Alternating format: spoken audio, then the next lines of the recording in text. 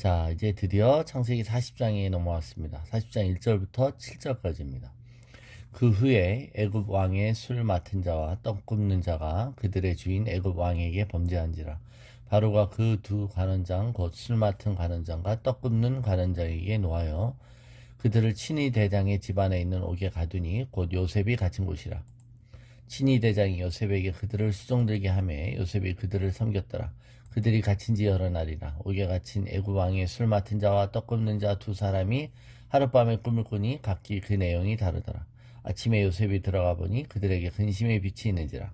요셉이 그 주인의 집에 자기와 함께 갇힌 바로의 신하들에게 묻되 어찌하여 오늘 당신들의 얼굴에 근심의 빛이 있나이까. 네,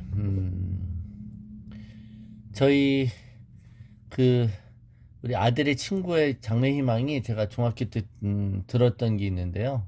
자기는 재벌 2세가 꿈이랍니다. 근데 자기 아버지가 노력을 안 한다고 그래서 웃었던 적이 있습니다. 자기의 꿈을 성취하기 위해서 자기가 노력해야지 아버지가 노력해야 되나 그럴 수 있죠. 그렇다면 정작 자신은 자신의 꿈을 위해서 노력해야 되는 것일까요? 아니면 그냥 기다려야 하는 것일까요? 요셉도 꿈이 있었습니다. 그것은 하나님이 주신 계시에 의한 꿈이었습니다. 그 꿈이 구체적으로 무엇을 뜻하는지는 몰랐지만 요셉은 장차 자신을 쓰시려 하시는 하나님의 계획에 대한 어렴풋한 암시는 받았을 수 있습니다. 그러나 요셉은 계속 우여곡절 끝에 많은 고난의 삶을 살고 있습니다. 지금 현재 요셉은 억울하게 누명을 쓴 채 옥살이를 하고 있습니다.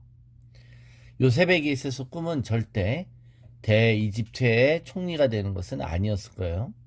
그죠? 그리고 내가 나중에 큰 인물이 될 거라는 것도 아니었을 것입니다. 그는 그저 막연한 하나님의 약속을 기억하고 있을 것이죠.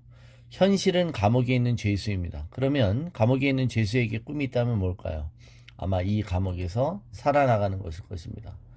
또 하나의 꿈이 더 주어진다면 빨리 나가는 것일 것이죠. 자기 힘으로는 그러나 이것이 가능하지 않습니다.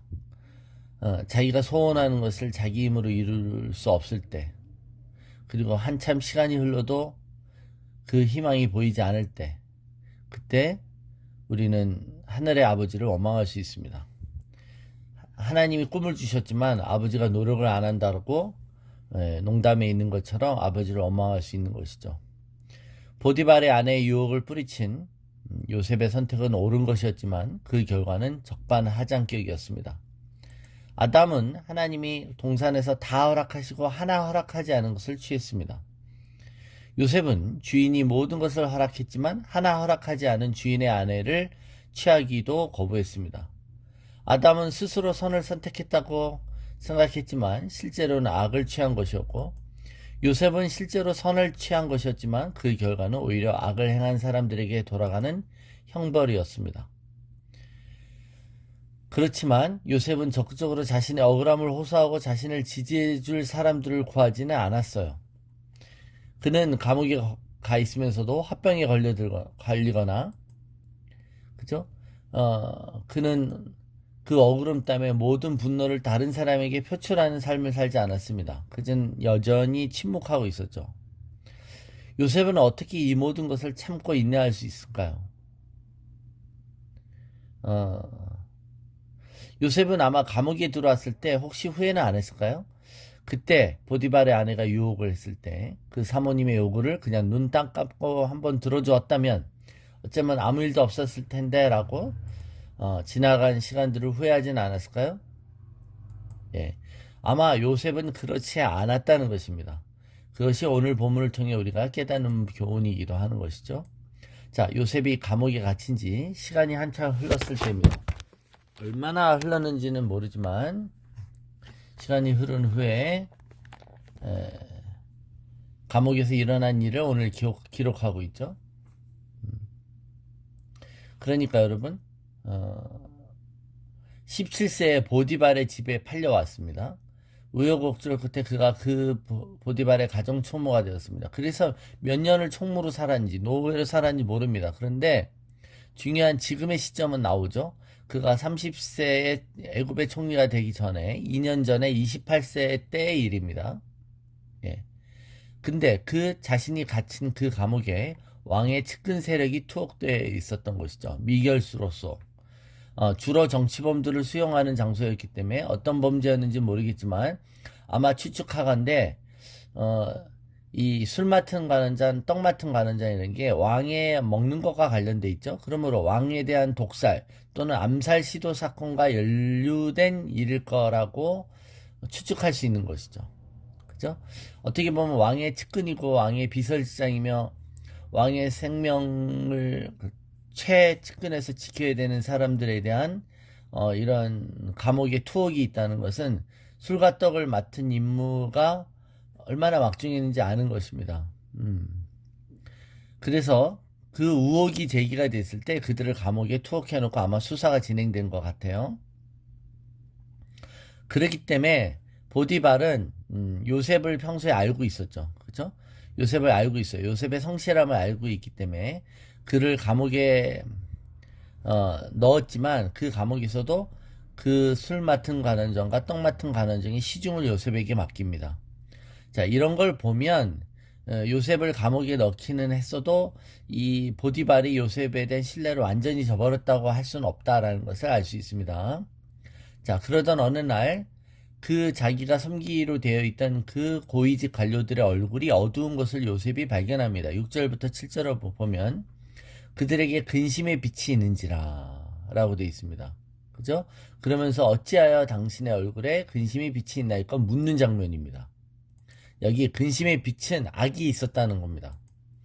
요셉은 그들의 얼굴에서 악이 있는 것을 발견합니다.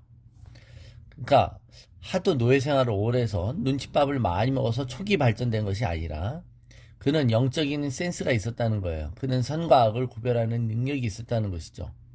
보통 술 맡은 관원장, 떡 맡은 관원장 같은 이런 왕의 측근 신하들은 자신의 내심을 들키지 않는 것이 그의 전문적인 부분이었습니다. 어떠한 경우도 내색하지 않는 사람들이죠. 자기가 듣는 비밀, 또 자기가 음식을 준비하는 사람으로서 만약 얼굴색이 변하면 안 되는 것이죠. 예.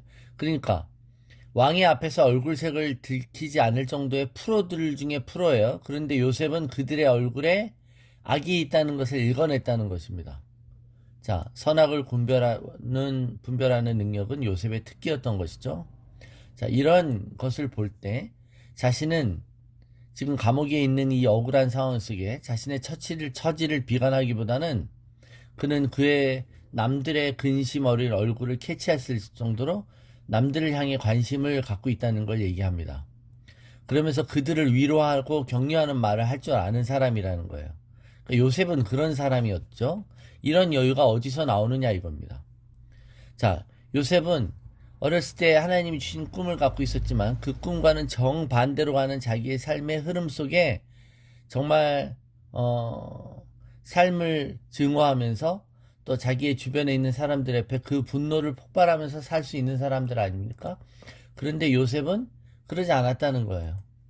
그걸 보면 요셉은 이 과정을 통해 계속 하나님을 신뢰하고 하나님 앞에 인내하며 하나님을 기다리는 연습을 했다는 걸 알 수 있습니다. 즉 하나님의 섭리를 믿기 때문인 것이죠. 우리가 하나님의 섭리를 믿는다는 것은 하나님이 우리를 어떤 식으로 이끄시는지 우리가 그것을 끝까지 다 봤다는 얘기도 아니고 내가 내일 일이 어떻게 될지를 안다는 것이 아니죠. 그러나 내가 알지 못하지만 내가 이해할 수는 없지만 모든 것 위에 하나님의 손이 일하고 계시다는 것을 신뢰하기 때문인 것입니다. 자, 고린도후서 4장 16절 18절까지 보면 그러므로 우리가 낙심하지 아니하노니 우리의 겉사람은 낡아지나 우리의 속사람은 날로 새로워지도다. 우리가 잠시 받는 환난에 경한 것이 지극히 크고 영원한 영광에 중한 것을 우리에게 이루게 함이니 우리가 주목하는 것은 보이는 것이 아니요 보이지 않는 것이니 보이는 것은 잠깐이요 보이지 않는 것은 영원함이라. 그쵸? 우리가 주목하는 것은 보이지 않는 영적 세계이기 때문에 우리가 늙어가고 또 우리가 받는 환난과 고난 속에서도 우리가 낙심하지 않죠. 그죠? 이것이 바로 우리의 속사람이 믿음으로 훈련받고 자라난다는 증거인 줄로 믿습니다. 너무나도 억울할 때 그럴 때 내가 이해하지 못하지만 하나님의 보이지 않는 손이 일하고 계시다는 그 섭리를 믿으시기 바랍니다. 예. 그래서 여러분 이 선악에 대한 분별력이 요셉이 있었다는 것이 뜻하는 것은 결국 그가 선에 익숙해 있다는 얘기입니다. 여러분 진패와 위패를 감별할 때 항상 진짜 돈을 많이 만진다고 하죠. 그래서 위패를 막 하나가 나왔을 때 그걸 감지하는 능력은 위패만 만지는 게 아닌 거예요. 좋은 걸, 그 정상적인 걸 경험할 때, 정상이 아닌 것을 했을 때 그 이상함을 캐치해내는 것이죠. 그거 같다. 그래서 우리가 좋은 악기 소리를 듣고 좋은 말을 들을 때 좋지 않은 말을 분별할 수 있는 능력이 생기는 것입니다. 그러니까 올바른 선택을 많이 하면 선에 대한 감각이 생기는 것이죠. 즉 하나님 말씀에 순종을 오래 하면 하나님 말씀에 순종하지 않는 것에 대해서 민감해지는 것입니다. 이거 아니라는 걸 깨닫게 되는 것이죠. 그것이 바로 하나님을 닮아가는 하나님이 주신 유일한 방법입니다. 하나님은 선악과가 아닌 하나님과 동행함으로 선악을 구별하는 능력이 있기를 원하셨죠. 그게 아담이 선악과를 따먹음으로써 아는 게 아니라 하나님과 동행함으로써 알게 하기를 원하셨던 하나님의 의도입니다. 근데 그것이 아닌 자기 스스로의 방법, 그것이 뱀이 와서 아담을 속이고 유혹했던 그 이유였던 것이죠.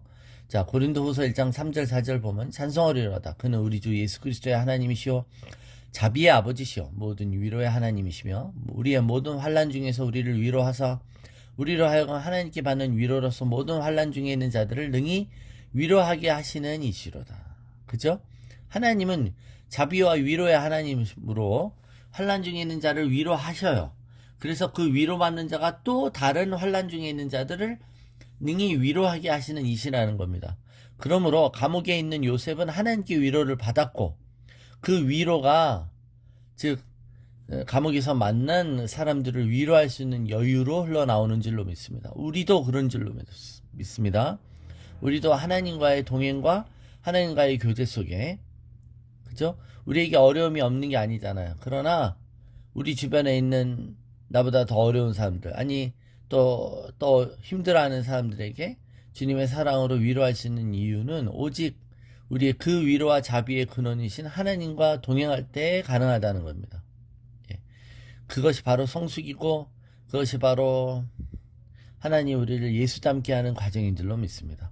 요셉에게 주어진 이 분별력과 인내와 하나님의 섭리를 신뢰하며 자기 삶에 펼쳐지는 그 꿈을 위해 일하고 계신 하나님을 신뢰하는 그런 믿음이 저와 여러분 안에 있기를 축원합니다.